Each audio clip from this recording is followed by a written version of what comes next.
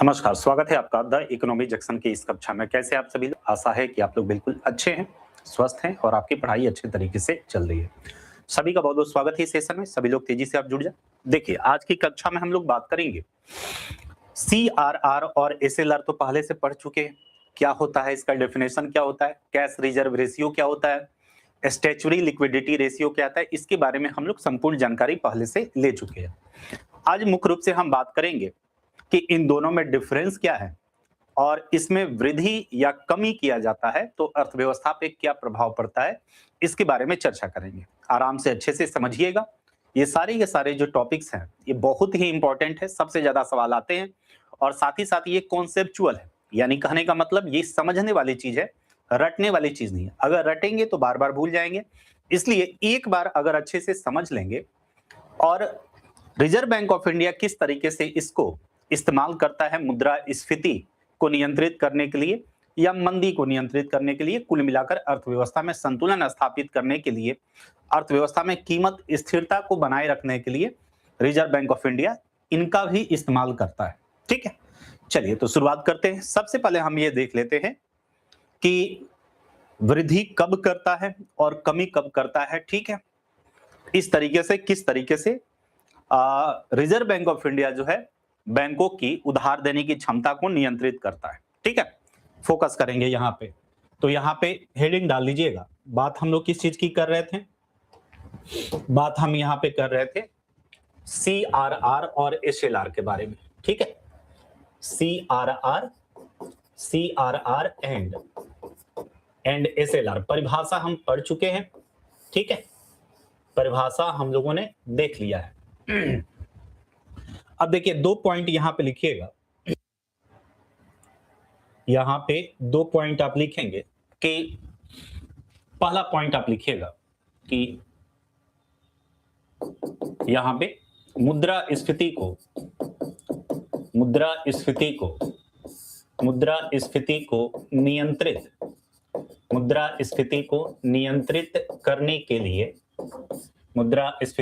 नियंत्रित करने के लिए आरबीआई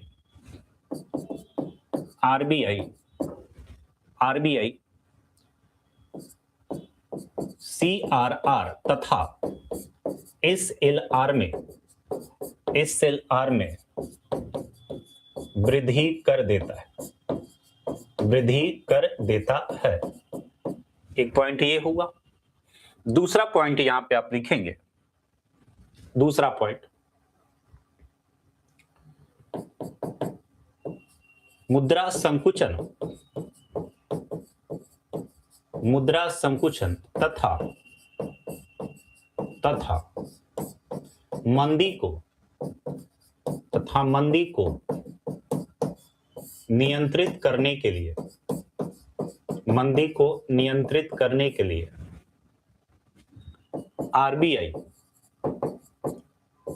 आरबीआई सीआरआर तथा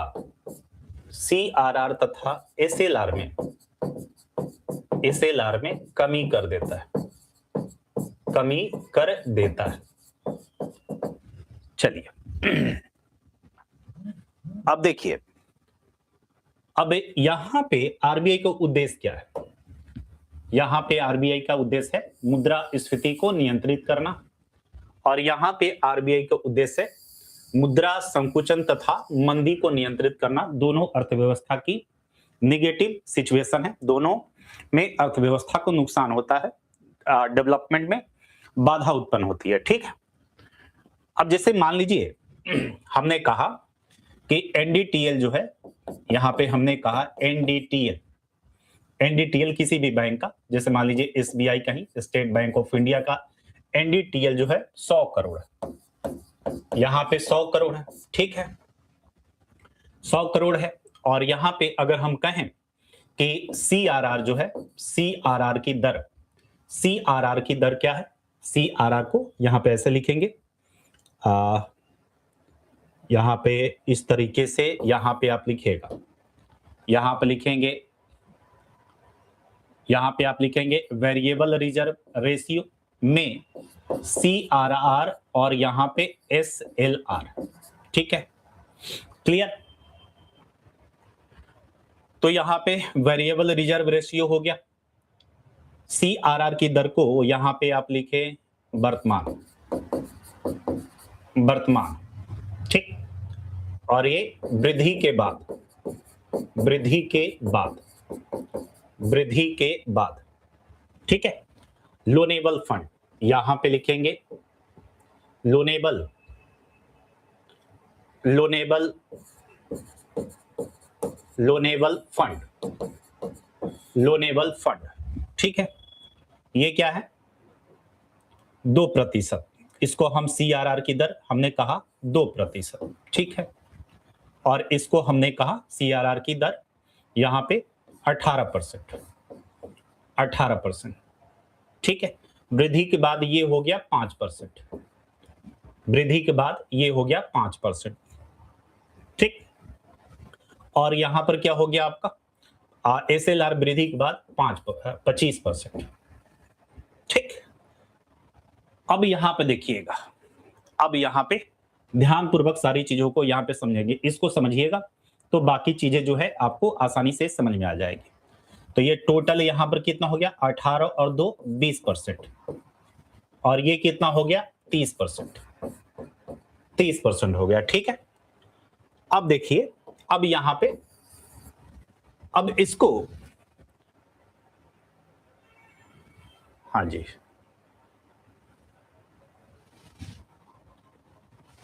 हाँ, अब यहां पे अगर हम लोनेबल फंड कहें, जैसे यहां पे हमने लिखा है NDTL कितना है? 100 करोड़।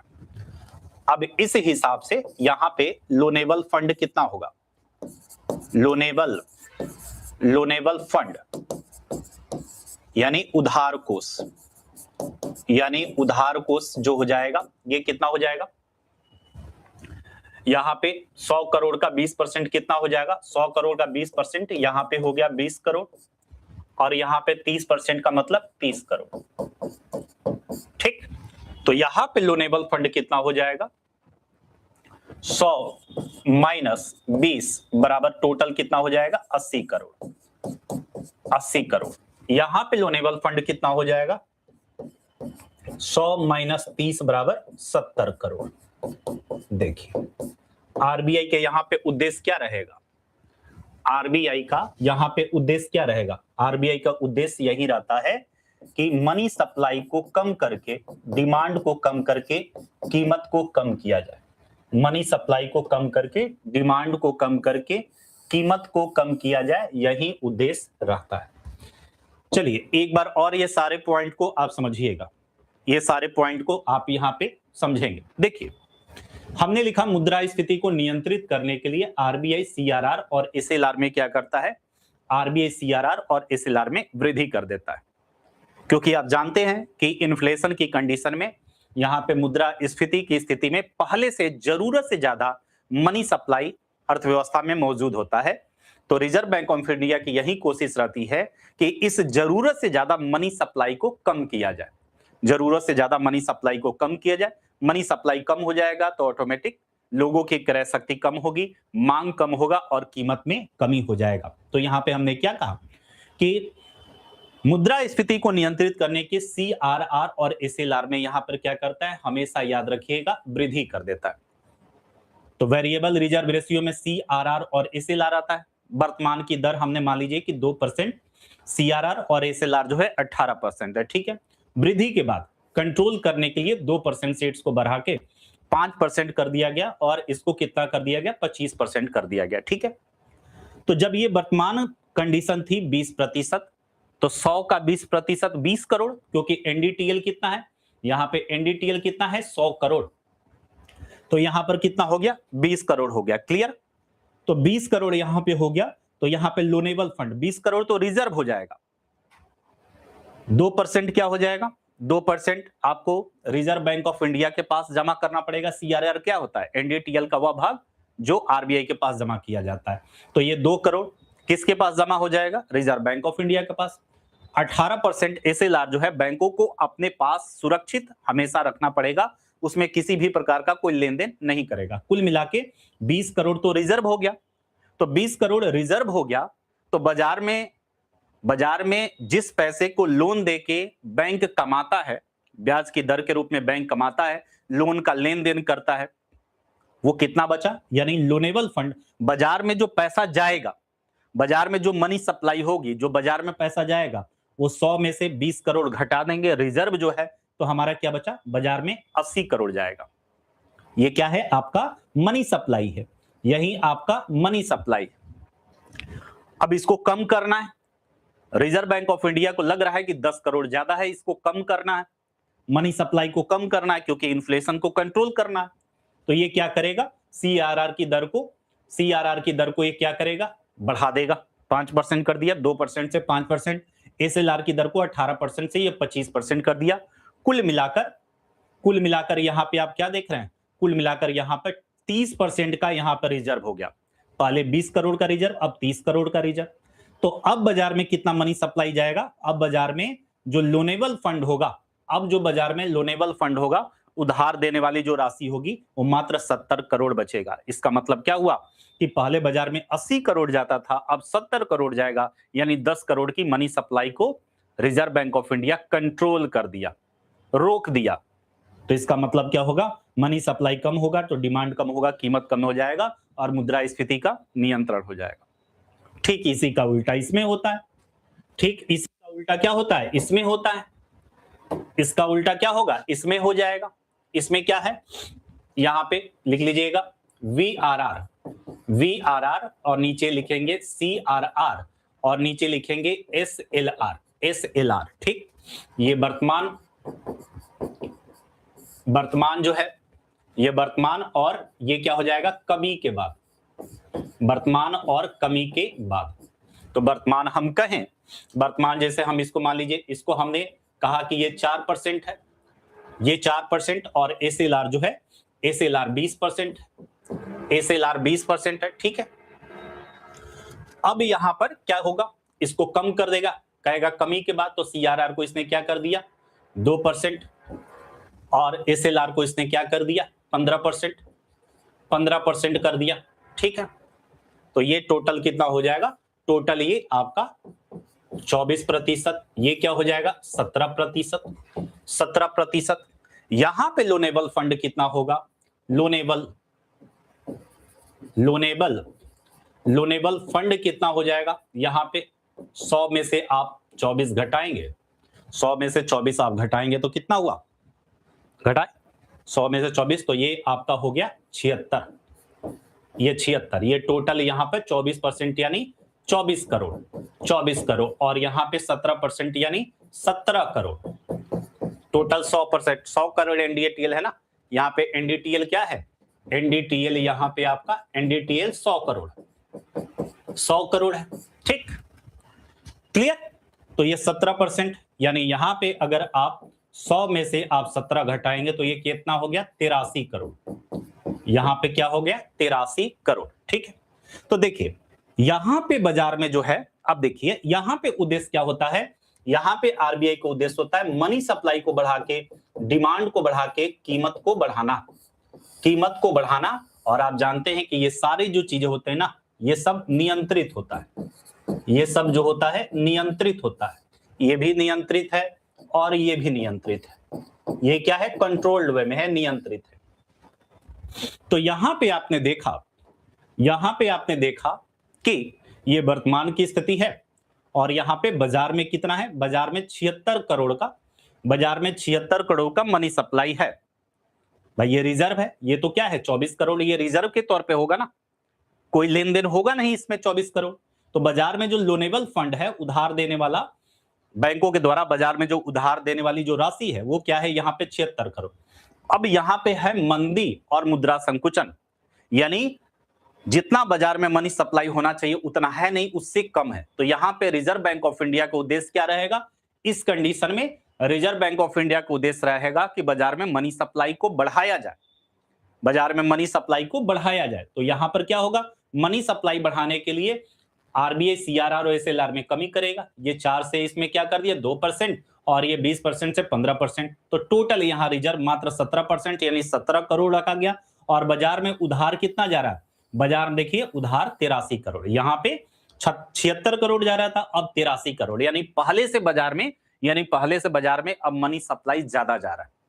पहले से बाजार में अब क्या हो रहा है, मनी सप्लाई ज्यादा हो रहा है। तो मनी सप्लाई ज्यादा होगा, डिमांड बढ़ेगा और इससे क्या होगा, कीमत बढ़ेगा और ये आपका नियंत्रित तरीके से होगा और मुद्रा संकुचन का नियंत्रण हो जाएगा। तो ये दोनों पॉइंट जो है मुख्य रूप से आपको याद रखना।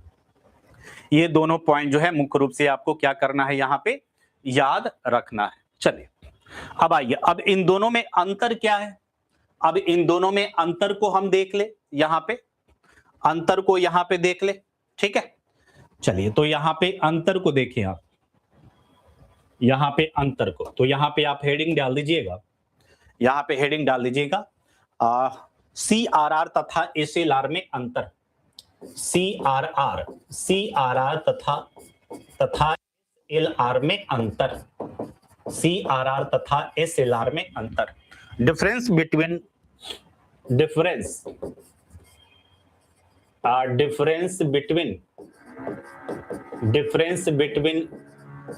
CRR तथा SLR, CRR तथा SLR, CRR तथा SLR, ठीक है। एक तरफ यहां पर लिख लीजिएगा CRR, ठीक, और दूसरी तरफ यहां पे आप लिखेंगे SLR। अब आएंगे RBI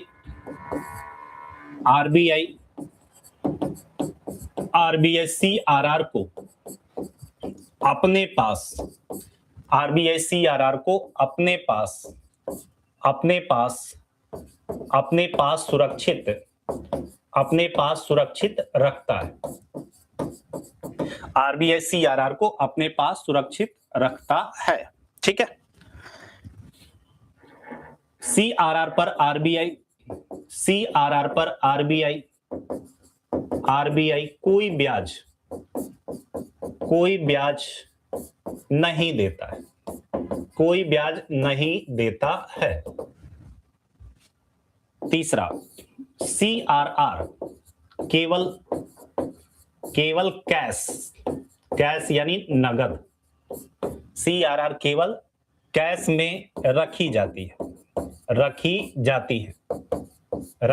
है। नाम ही है इसका कैश रिजर्व रेशियो, नाम ही है CRR कैश रिजर्व रेशियो, ठीक। हाँ इतना हो गया। इसमें CRR RBI कोई ब्याज नहीं देता है, इसका मतलब कोई ब्याज दर की प्राप्ति नहीं, कोई ब्याज दर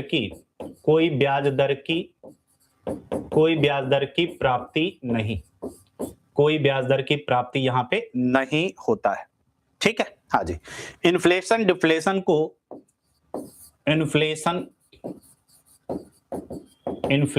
तथा डिफ्लेशन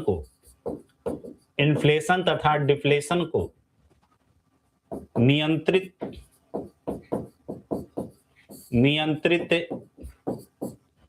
करने के लिए, इन्फ्लेशन तथा डिफ्लेशन को नियंत्रित करने के लिए सामान्यतया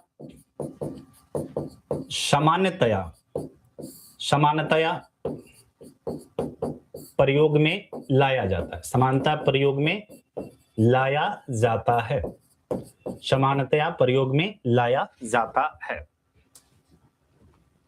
सामान्यतया प्रयोग में लाया जाता है, ठीक है। इसका मतलब क्या होता है,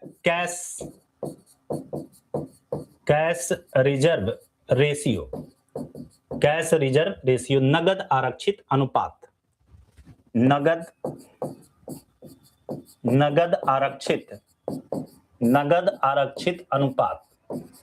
नगद आरक्षित अनुपात, ठीक। हाँ जी, चलिए आगे इसमें लिखेंगे SLR को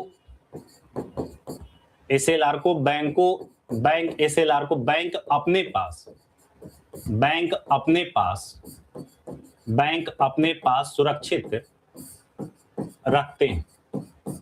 अपने पास सुरक्षित रखते हैं। दूसरा पॉइंट, एसएलआर नगद, स्वर्ण तथा सरकारी प्रतिभूति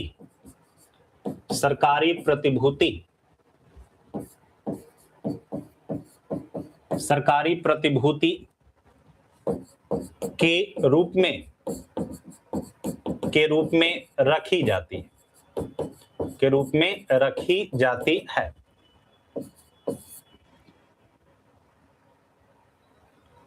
बैंक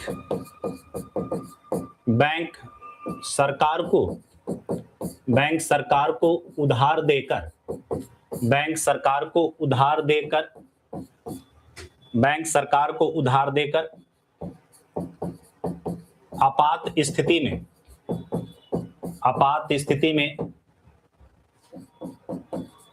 ब्याज कमा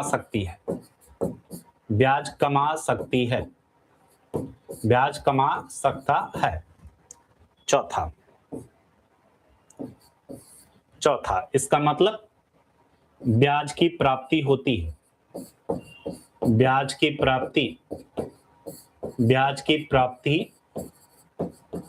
है। पांचवा इसका मतलब स्टैच्यूरी लिक्विडिटी रेशियो मतलब वैधानिक या कहिए सांविधिक तरलता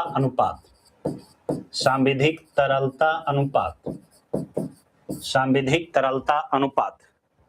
हाँ जी, हाँ हो गया। जमाकर्ताओं की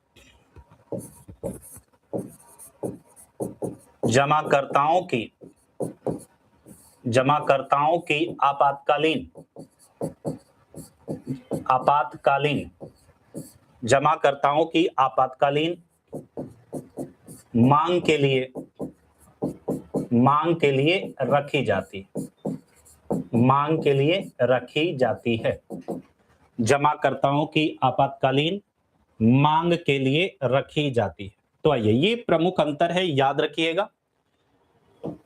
यहां पे CRR और SLR में जो प्रमुख अंतर है याद रखिएगा। हमेशा आपको याद रखना है कि RBI CRR को RBI अपने पास रखता है, CRR को RBI अपने पास सुरक्षित रखता है, जबकि SLR को बैंक अपने पास सुरक्षित रखता है। ठीक है, हाँ जी। CRR पर RBI जो अपने पास रखता है ना, रिजर्व के तौर पर, रिजर्व बैंक ऑफ इंडिया अपने पास रखता है, उस पर कोई ब्याज नहीं देता, यानी CRR पर ब्याज मिलता ही नहीं है। CRR पर RBI कोई ब्याज नहीं देता है। CRR केवल कैश में रखी जाती है, नगद में, नाम ही है इसका नगद आरक्षित अनुपात। जबकि SLR जो है नगद, स्वर्ण और सरकारी प्रतिभूति तीनों में रखी जाती है। नगद, स्वर्ण, सरकारी प्रतिभूति, और सरकारी प्रतिभूति के माध्यम से SLR सरकार को उधार दे सकता है, याद रखिएगा, और ब्याज के रूप में कमा सकता है। सरकारी प्रतिभूति के माध्यम से सरकार जो है ना ऋण लेती है। सरकारी प्रतिभूति के, इसके बारे में अलग से चर्चा करेंगे। सरकारी प्रतिभूति के माध्यम से सरकार जो है ऋण लेती है, बैंक से ले सकती है, RBI से ले सकती है, बाजार से ले सकती है। बाजार में क्या करेगी वो, अपना सरकार जो है सरकारी प्रतिभूति बेचेगी और बदले में पैसा लेगी, तो यहां पर उसका इस्तेमाल कर सकता है। यानी ये जो सरकारी प्रतिभूति है ना, सरकारी प्रतिभूति के रूप में भी SLR रखा जा सकता है। तो याद रखिएगा, ये सरकारी प्रतिभूति रखता है ना, तो बैंक सरकार को इसके बदले में क्या होता है, ये सरकार का सरकारी प्रतिभूति खरीद रहा है, तो ये बैंक जो है सरकार को पैसा दे रहा है, तो बैंक सरकार को उधार देकर आपात स्थिति में ब्याज कमा सकता है। मतलब यहां ब्याज की प्राप्ति होती है और यहां पे कोई भी ब्याज की प्राप्ति नहीं होता है। इसका मुख्य काम जो है ना, सामान्यतया इन्फ्लेशन को नियंत्रित करने के लिए इसी का प्रयोग किया जाता है। इसका प्रयोग सामान्यतया नहीं किया जाता, जनरली नहीं करता है। रिजर्व बैंक ऑफ इंडिया जो है ना, जनरली नहीं करता। जनरली इन्फ्लेशन को कंट्रोल करना है या डिफ्लेशन को कंट्रोल करना है तो इसी का प्रयोग करता है, सीआरआर का प्रयोग करता है, इसको स्थिर रखने देता है। लेकिन सैद्धांतिक रूप से याद रखिएगा, सैद्धांतिक रूप से ये दोनों बातें सही है। सैद्धांतिक रूप से ये आप याद रखिएगा, ये दोनों बातें सही है कि मुद्रास्फीति को नियंत्रित करना होगा तो अगर बढ़ाना होगा तो ये दोनों को बढ़ाएगा, ठीक है। इसको तो बढ़ाता ही है, सीआरआर को बढ़ाता ही है। एसएलआर को जनरली अगर कंट्रोल करने लायक होगा, अगर देखेगा कि बहुत ज्यादा स्थिति खराब है, इन्फ्लेशन की स्थिति बहुत ज्यादा खराब है, तो दोनों को बढ़ा देगा। लेकिन सामान्यतया सीआरआर का प्रयोग करता है, एसएलआर का कम प्रयोग करता है, ठीक है। तो सीआरआर और एसएलआर में वृद्धि कर देगा। तो वही हमने यहाँ पे क्या कहा, वही हमने यहाँ पे आपको बताया कि जनरली जो है इन्फ्लेशन और डिफ्लेशन को कंट्रोल करने के लिए सामान्यतया प्रयोग में लाया जाता है सीआरआर को, ठीक है। और ये जो है इसका प्रयोग जो होता है ना, इसका जमाकर्ताओं के जो भी पैसा जमा किए गए हैं, जो डिपॉजिटर है, जो हमने पैसा जमा किया है, आपातकालीन परिस्थिति में कभी ऐसी सिचुएशन आ गई कि लोग जो है, कभी बाजार में मान लीजिए अफवाह उड़ गया, बाजार में अफवाह उड़ गया, र्यूमर उड़ गया कि लग रहा फला बैंक डूबने वाला, तो आप देखते हैं ना लंबी लंबी लाइन लग जाते हैं, भैया मेरा पैसा दो, मेरा पैसा दो।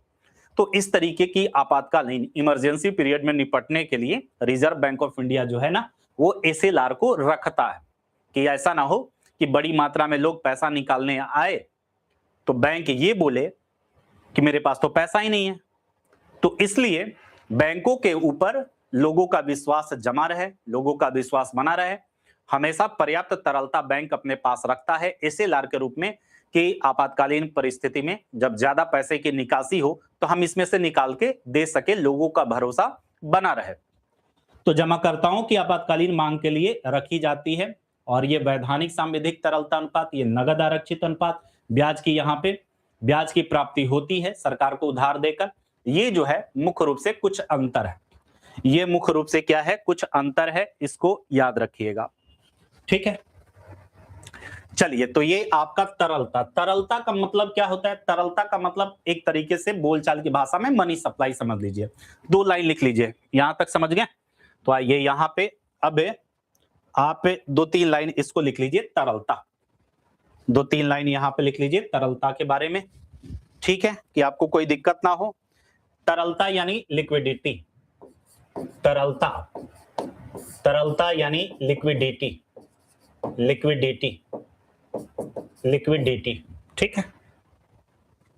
लिखेंगे वे सभी साधन जो मुद्रा का कार्य करें, वे सभी साधन, वे सभी साधन, वे सभी साधन जो, वे सभी साधन जो मुद्रा यानी मनी, खरीद बिक्री, वे सभी साधन जो मुद्रा का कार्य करें, जो मुद्रा का कार्य करे, वे सभी साधन जो मुद्रा का कार्य करे और लोगों के द्वारा स्वीकार हो, और लोगों के द्वारा, और लोगों के द्वारा, और लोगों के द्वारा, और लोगों के द्वारा स्वीकार्य, और लोगों के द्वारा स्वीकार्य हो, लोगों के द्वारा स्वीकार्य हो, उसे स्वीकार हो, उसे तरलता, उसे तरलता, उसे तरलता, उसे तरलता कहेंगे, उसे तरलता कहेंगे, ठीक है, तरलता कहेंगे। सभी, हाँ जी, मुद्रा का कार्य करने वाले, मुद्रा का कार्य करने वाले, मुद्रा के कार्य करने वाले सभी विकल्प की, सभी विकल्प की तरलता, सभी विकल्प की तरलता, सभी विकल्प की तरलता अलग अलग होती है, अलग अलग होती है, सभी विकल्प की तरलता अलग अलग होती है। जैसे जैसे जैसे मान लीजिए एक तरफ है नगद, एक तरफ नगद, जैसे 100 रुपये का नोट है, 100 रुपये का नोट, एक तरफ हमने यहां पे लिख दिया चेक, एक हमने तरफ लिखा चेक, ठीक है ना, चेक बुक जो होता है ना, चेक, चेक एक तरफ हमने यहां पे लिख दिया, एक तरफ यहां पे एटीएम, एटीएम हो गया, एटीएम आपका जिसको आप डेबिट कार्ड या क्रेडिट कार्ड डेबिट कार्ड या क्रेडिट कार्ड। अब देखिए, अब आप देखेंगे कि इन तीनों के माध्यम से खरीद बिक्री होती है कि नहीं होती है? इन तीनों के माध्यम से खरीद बिक्री आप कर सकते हैं। तो लिक्विडिटी का मतलब हमने क्या लिखा? वे सभी साधन जो मुद्रा का कार्य करे और लोगों के द्वारा स्वीकार हो, उसे तरलता कहते हैं, लिक्विडिटी कहते हैं। मुद्रा का कार्य करने वाले सभी विकल्प की तरलता अलग अलग होती है। जैसे हमने यहाँ पे लिखा, एक 100 रुपये का नोट है, नगद में है, ये क्या है? नगद के रूप में है। एक चेक है और एक यहाँ पे डेबिट और क्रेडिट कार्ड है। इनको हम प्लास्टिक मनी भी कहते हैं। इनको हम क्या कहते हैं? इनको हम प्लास्टिक मनी भी कहते हैं। अब देखिए, ये हर जगह चल जाएगा। ये क्या है ना, पैसा आप गांव में लेके जाएं, एकदम कहीं भी लेके चले जाएं, गांव में लेके चले जाएं, शहर में लेके चले जाएं, कहीं भी लेके चले जाएंगे, जो नोट और सिक्के है, ये हर जगह आपका चल जाएगा।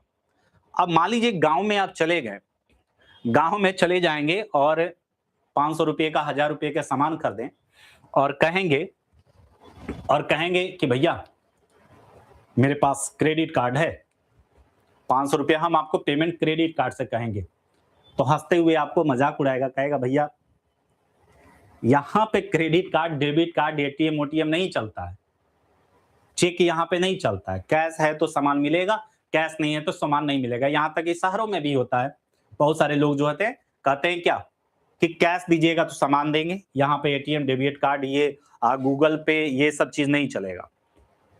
ठीक है, तो इसका मतलब ये है कि इसकी तरलता जो है ना, इसकी तरलता सबसे ज्यादा है, इसकी तरलता सबसे ज्यादा, यानी ये आसानी से हर जगह स्वीकार है, ये प्रत्येक जगह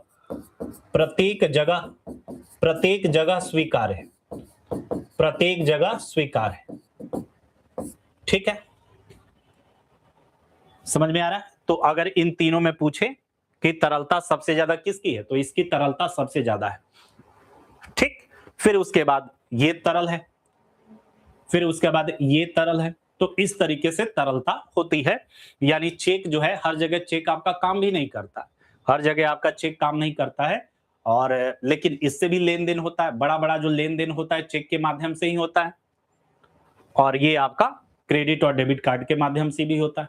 तो ये आपकी तरलता, तो तरलता याद रखिएगा।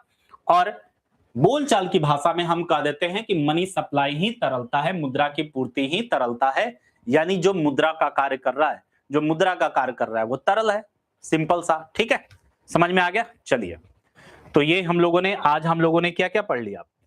आज हम लोगों ने यहाँ पे ये CRR और SLR में किस तरीके से आपने देखा कि यहाँ पर इसको जैसे ही बढ़ाया जाता है, लोनेबल फंड क्या होता है? कम हो जाता है। इसको जैसे ही बढ़ाया जाता है, लोनेबल फंड बैंकों का कम हो जाता है, जिससे मनी सप्लाई कम करके कंट्रोल किया जाता है। इसको जैसे ही घटाया जाता है, लोनेबल फंड जो है ये आपका बढ़ जाता है, जिससे मनी सप्लाई बढ़ा के और यहाँ पे क्या किया जाता है? मुद्रा संकुचन को नियंत्रित किया जाता है, ठीक है। इसके अलावा यहाँ पे हमने क्या देखा? इसके अलावा हमने दोनों में डिफरेंस को देख लिया, डिफरेंस को याद रखिएगा।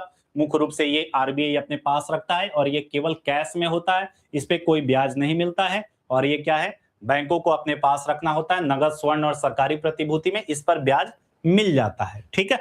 चलिए आगे यहाँ पे हमने देख लिया छोटे से कि ये तरलता क्या है, तरलता को याद रखिएगा, ठीक है। बार बार ये बोलचाल की भाषा में तरलता आता है। तो आज के लिए बस इतना ही।